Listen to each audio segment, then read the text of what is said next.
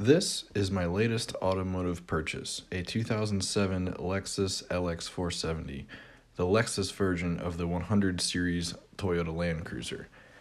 As it sits, this car has 248,000 miles on the clock, which is absolutely mind-blowing considering how good it looks for its age. What's even more mind-blowing is how common it is for these to have such high mileage and look this good.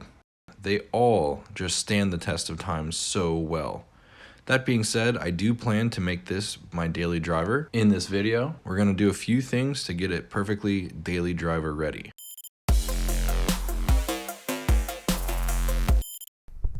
All right, now here we are in the shop. You can see we've got the Land Cruiser, or LX470 as it were, on the lift. I have started working on a couple of the odds and ends, but we've got a pretty long list of things to do. First and foremost, just general inspection. I want to get it up in the air, give it a big, really good shakedown, make sure all the bushings, ball joints, linkages, rust, wheel bearings, etc. Which I have actually already done, and I'm happy to report it all looks very good. On the note of rust, one of the big things that I'm going to do is coat the entire bottom with fluid film. That is this stuff right here. If you have never seen or utilized that product before, you should definitely check it out.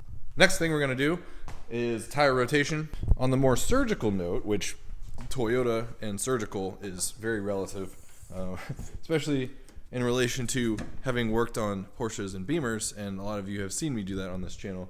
When it comes to Toyotas, things are very relatively simple.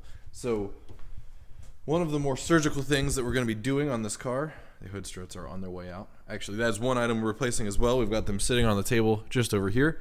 New hood struts and new tailgate struts. So one of the very common issues with these cars, which is weird to say because they don't really have many common issues. One of the very common issues is that the radiator end tanks will age and crack. So we've talked about this countless times on this channel. Aging plastics, the name of the game of older cars. So Toyota applied these plastic end tanks to the radiator, as you can see. And in this case, this car actually has a very, I don't know if you can see it, it's a very, very tiny crack right here in the radiator. Not enough to where it's leaking coolant, but it is enough to where it will expand and grow, and I don't love the fact that it's leaking at all. So just to get this car, quote, daily driver ready, we're going to go ahead and replace the radiator before we really start driving this car. The other thing on the note of aging plastics and on the note of the cooling system is these two T-joints that are located back here go up towards the heater core. Again, those are plastic. They get brittle and they will crack eventually, and that will be the kind of thing that could strand you. Those are a couple of the more major things that we're going to be replacing. And when I say major, again, it's not actually major, but for a Toyota, it feels fairly surgical. Anyway, but this is the beautiful 2UZ. This car, as I mentioned, has 247,000 miles on it. It is the original engine, of course. Sounds like a lot, but if you know these cars at all, you'll know that that's actually like probably about the halfway point for a car that's been very well maintained. So, you know, hopefully we can easily get 500,000 miles out of this car or more. To sum it up, very simple things overall. Tire rotation, underbody coverage, just a general shakedown. We're going to do a new radiator. We're going to do the new T-joints up by the heater core. We're going to flush the power steering. We're going to do a new engine air filter, new hood struts, new tailgate struts. We're going to do an oil change too, of course. Again, very simple, very just basic stuff. Let's go ahead and get into it. So as you could probably tell when I was just showing you about the radiator, I've already started disassembling the radiator a little bit to get some of the hoses removed. Oops, there we go. So as you can see, you got some of the hoses removed. I have the AC line and wire harness here disconnected, and then I've got the lower hose disconnected as well. Lower few hoses actually. Get it fully out of the car, and get it ready for the new one to come or to be installed, which should be getting delivered to my house sometime today, hopefully. Crossing my fingers. And then, assuming that's the case, we can get the new one back up in the car, fill it with coolant, bleed the whole system, and start driving this puppy. So yeah, let's get going. First things first, we're going to take the battery off the car. We are going to need the room where the battery kind of sits to get the radiator up and out of place. This car has been so well taken care of. The previous owner, or whoever worked on this car, even put like the dielectric grease onto the battery terminals. You just, you love to see it.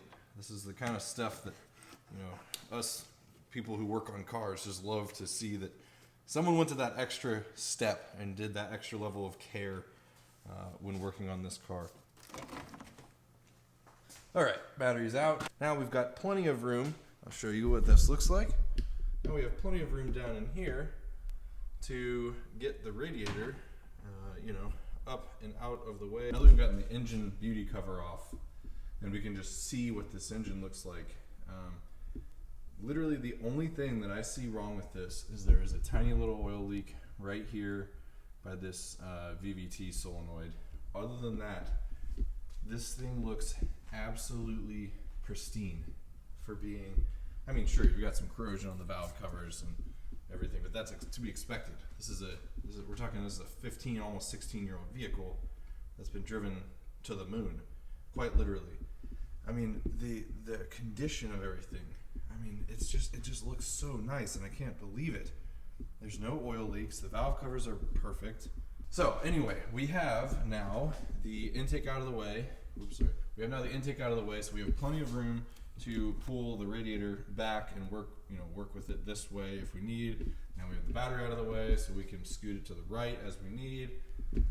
Now it's time to just start loosening the radiator mounts and get this thing up and out of here. All right, minor update.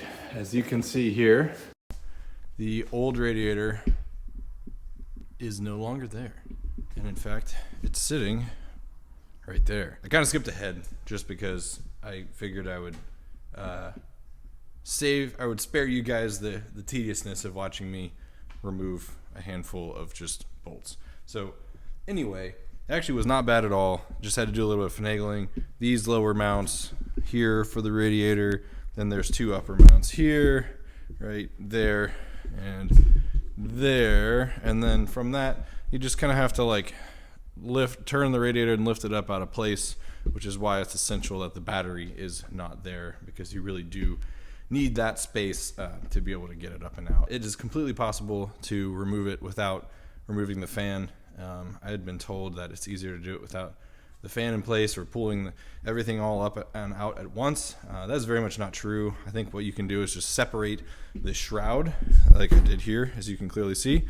You can just kind of push the shroud forward and kind of push it up and around the fan, and then the radiator can just slide up and out, and then you remove the shroud respectively. While we have this nice amount of room to work with, I did buy a new serpentine belt for this thing. I think the current one's only maybe 30,000 miles old, but it is showing a little bit of age, and so we might as well go ahead and replace it while we are here. And then, dual benefit, we can check all of the pulleys for any play or bearing noise while we have the serpentine belt off. Well, we are starting to go back together with things. As you can see, I did end up taking the radiator fan out just for ease of getting the serpentine belt out and ease of analysis of the other pulleys.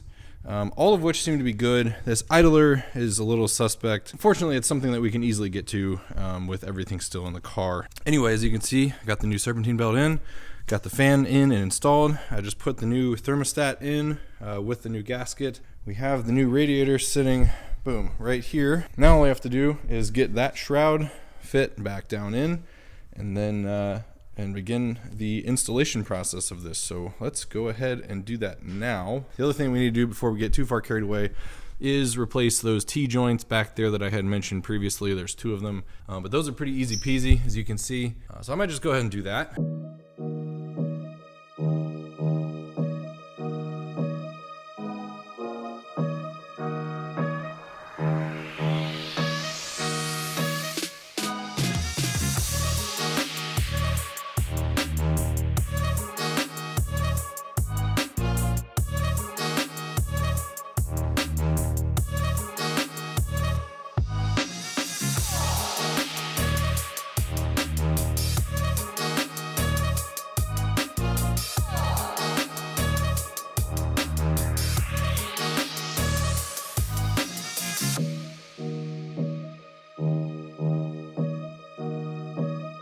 Okay, now as you just saw, we got the radiator back in.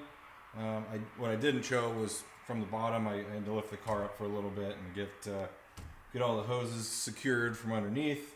But we are now at the point where, as you can see, you got the airbox back on, got the beauty cover back on, batteries back in, car is now back on the ground, and it's time to do the bleeding procedure. Gonna add in some coolant, get it to the point where the coolant remains in the funnel, and then we're gonna start the car, and we're gonna run it until the thermostat opens. Anyway, let's go ahead and get started with that. If you're not familiar with this procedure, it's pretty straightforward. You got to get it up to basically fill the radiator up. The lower radiator tube is not allowing coolant to pass through via the thermostat because the thermostat is in place and it is cold, so it's closed. Okay, so with that, like I said, time to start the engine. We're gonna of course you want to leave a little bit of margin here because as you run the engine, the coolant, like I said, does get hot, so you will see some expansion and you will see the coolant level in the funnel rise a little bit, potentially, right before the thermostat opens. But once the thermostat opens, it'll drop. Should be all good. But in the meantime, you never want to fill this up completely because you're going to end up dumping hot coolant all out over the floor.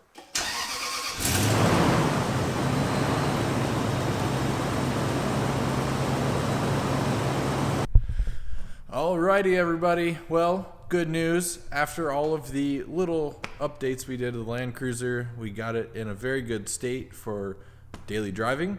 And in fact, I have been daily driving it for a couple weeks now, and the thing has been absolutely flawless. That doesn't mean there's not more Land Cruiser content to come. In fact, there's much more on the way. So subscribe if you like watching videos about Land Cruisers. If you've made it all the way to this point in the video, drop a comment down below, and we'll start a quick conversation. I'm very appreciative to all of you who have made it through my videos this far. Anyway, with that, we're going to wrap it up for today. Stay tuned for more content coming very soon. Thank you so much for tuning in to FunAhead TV as always, and I will see you guys next time.